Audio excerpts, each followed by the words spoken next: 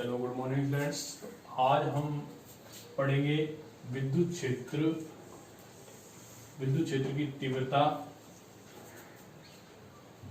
तब बिंदु आवेश के कारण विद्युत क्षेत्र की तीव्रता किसी बिंदु पर।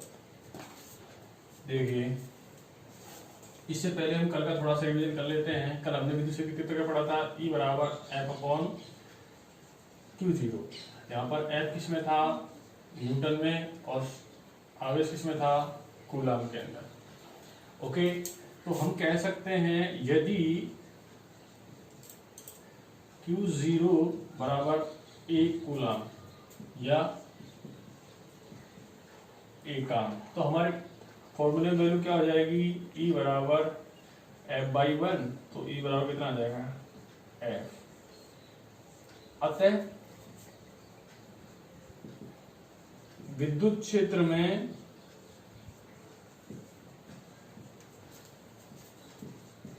उपस्थित एकांक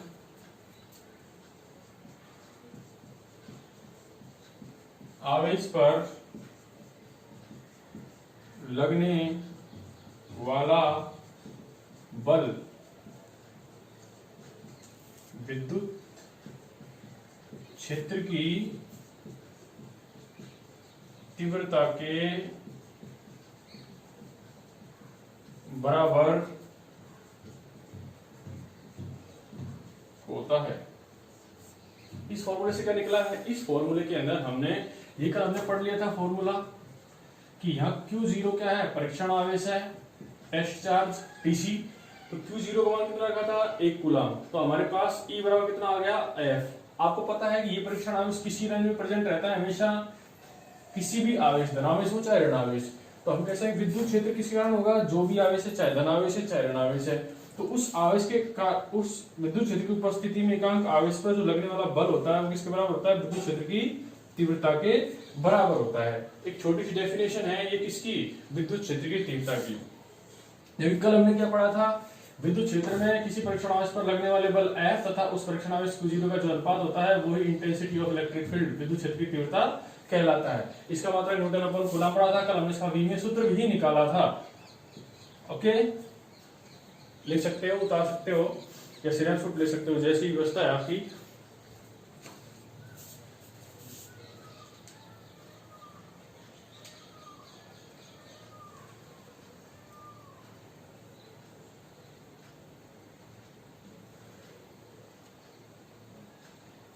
मैं बोल देता हूं, विद्युत क्षेत्र में उपस्थित एकांक, विद्युत क्षेत्र में उपस्थित एकांक आवेश पर लगने वाला बल विद्युत क्षेत्र की तीव्रता के बराबर होता है।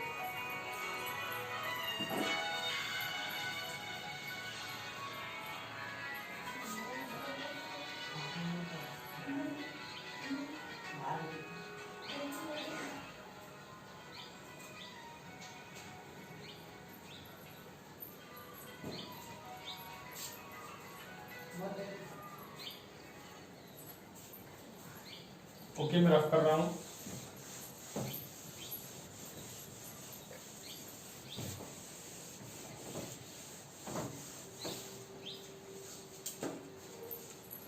अब नेक्स्ट टॉपिक पढ़ेंगे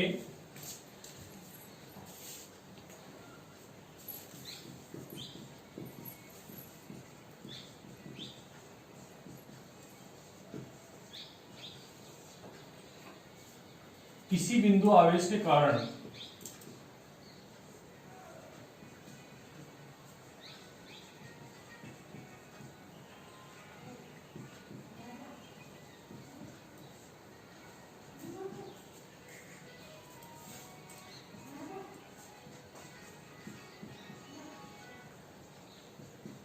विद्युत क्षेत्र की तीव्रता,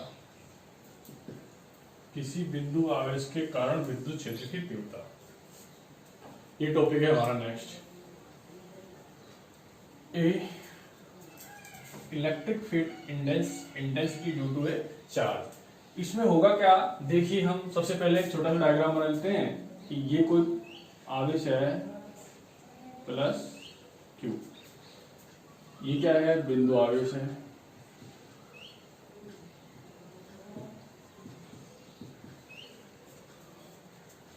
इससे r दूरी पर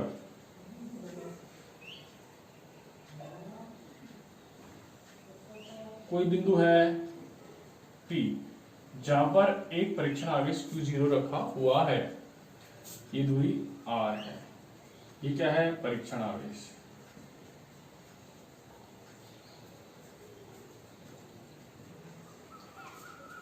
इनकी क्रिया रेखा क्या होगी, ये इनकी क्रिया रेखा है। ये विद्युत क्षेत्र की दिशा और इस पर लगने वाले बल की दिशा। ठीक है, ये इसका डायग्राम है। तो हम इसकी रचना कैसे लिखेंगे? बेसिकली क्या मान रहे हैं कि एक बिंदु आवेश से प्लस Q, जिससे r दूरी पर एक परीक्षण आवेश कितना Q0 स्थित है। वो कौन से बिंदु पर है, P बिंदु पर। हमें इस प्लस Q आवेश के कारण विद्युत क्षेत्र की तीव्रता का मान निकालना है। किस पर, बिंदु P पर। तो हमारे सामने एक जो धनावेश होता है, उससे निकलने वाला जो बल है या उससे निकलना जो विद्युत क्षेत्र है, वो बल की दिशा में है, अर्थात E और P की दिशा किधर होगी, दोनों समान दिशा में होंगे। तो हम कह सकते हैं यदि इसे बिंदु O मान लिया जाए तो हमारे पास E की दिशा किस में आएगी, OP की दिशा में आएगा। ठीक है, विद्युत क्षेत्र की दिशा किस में आएगी, OP की दिशा में, और बल की दिशा भी क्या जा रही है, OP की दिशा में। तो एक लाइन कह सकते हैं हम कि धन आवेश के कारण यदि विद्युत क्षेत्र है तो उस पर लगने वाला जो बल है और विद्युत क्षेत्र है, उन दोनों की दिशा ही क्या होती है, हमेशा एक दिशा में होती है। परंतु आवेश ऋणावेश होता जाता है तो उस पर लगने वाला जो बल होता है वो विद्युत क्षेत्र की विपरीत दिशा में आएगा। यदि इसी आवेश को मैं कहीं माइनस Q कर देता हूं तो डायरेक्शन मेरे पास क्या बन जाएगी, PO बन जाएगी, जस्ट रिवर्स डायरेक्शन के अंदर बन जाएगा। तो हम क्या कर रहे हैं, इसके लिए रचना लिख देते हैं इसकी। अब माना एक बिंदु आवेश Q है, जिससे r दूरी पर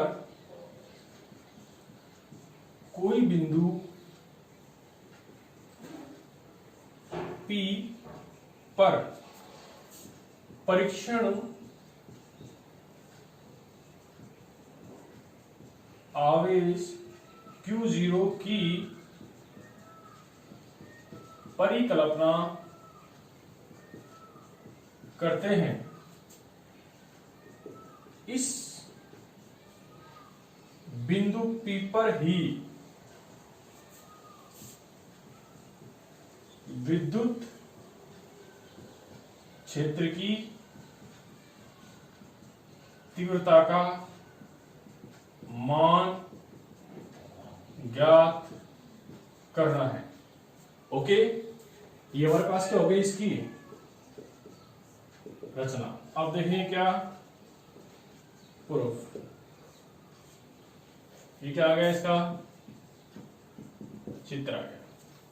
अब देखिए, ये प्लस Q आवेश है, ये परीक्षण आवेश है, ये दोनों एक दूसरे से r दूरी पर स्थित है। r दूरी पर स्थित है तो इनके मध्य में कूलाम का बल कार्य करेगा। तो हम कह सकते हैं इस पर कूलाम का नियम लगेगा। अतः Q आवेश तथा परीक्षण आवेश Q0 के मध्य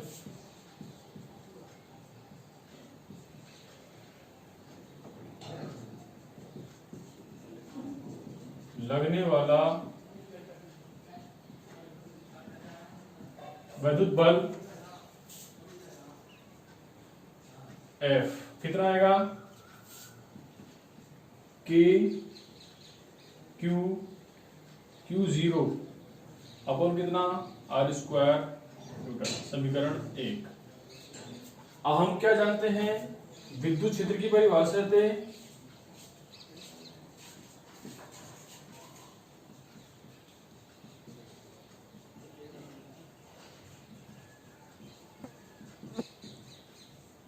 परिभाषा से क्या होता है, E बराबर F/Q0। इसे इक्वेशन नंबर 2 पुट कर देंगे। तो समीकरण 1 व 2 से।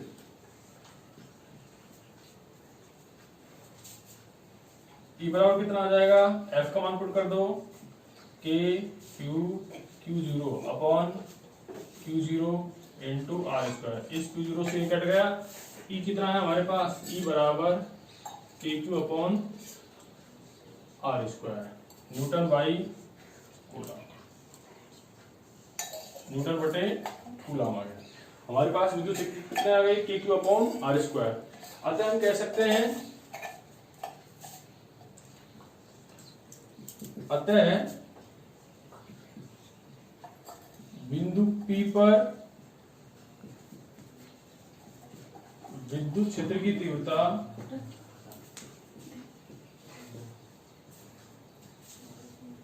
का मान, विद्युत क्षेत्र की तीव्रता का मान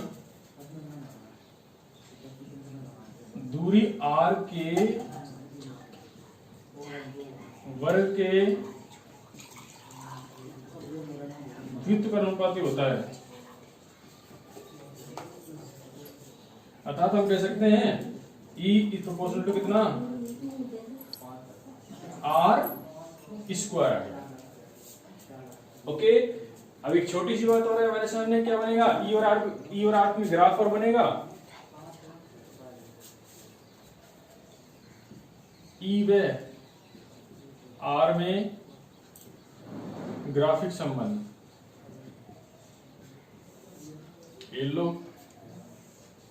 इस तरह से। ये क्या है हमारे पास में, विद्युत क्षेत्र की तीव्रता E, और ये क्या है, दूरी R है।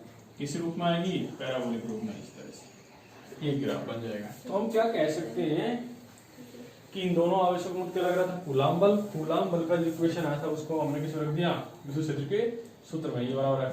तो Q0 से Q0 कैंसिल हो गया, तो KQ अपॉन R स्क्वायर आ रहा है। तो हम कह सकते हैं कि हमारे पास बिंदु R पर विद्युत क्षेत्र की तीव्रता का मान दूरी के वर्ग के क्या आ रहा है, व्युत्क्रमानुपाती आ रहा है। और एक अगला प्रश्न क्या बनता है इसमें, E और R के मध्य ग्राफ संबंध। तो हमें पता है किस रूप में आएगा, इस तरह से आएगा। ओके, आप इसे उतार सकते हो, सिनेप्स रूप ले सकते हो ये। और कल हम पढ़ेंगे इसका आवेश है, इनके कारण जो विद्युत क्षेत्र की तीव्रता आ रही है उसका हम सदिश निरूपण पढ़ेंगे एक प्रकार से। टोटल अध्यारोपण के सिद्धांत द्वारा प्रत्येक आवेश को E1 E2 E3 फॉर्मेशन में जोड़ लेंगे, फिर हमारे पास टोटल इक्वेशन आ जाएगी। कल उसके बारे में हम कल जिक्र करेंगे। Okay, thank you.